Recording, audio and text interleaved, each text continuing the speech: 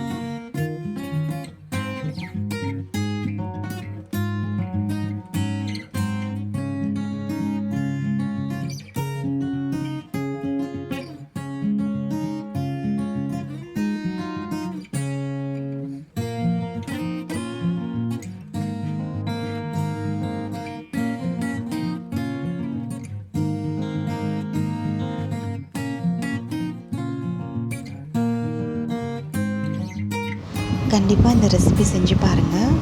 இது வந்து உங்களுக்கு இட்லி தோசையோட ரொம்ப நல்லாயிருக்கும். நீங்கள் சப்பாத்தியோட சைட் டிஷ்ஷாக வச்சு சாப்பிட்லாம். ரைஸுக்கு ரொம்ப நல்லாயிருக்கும், காம்பினேஷன் நல்லாயிருக்கும். இது கண்டிப்பாக செஞ்சு பாருங்கள். செஞ்சு பார்த்துட்டு எனக்கு கமெண்ட்ஸ் பண்ணுங்கள். தேங்க்ஸ் ஃபார் வாட்சிங். உங்களுக்கு பிடிச்சிருந்தா லைக் பண்ணுங்கள், ஷேர் பண்ணுங்கள், சப்ஸ்கிரைப் பண்ணுங்கள்.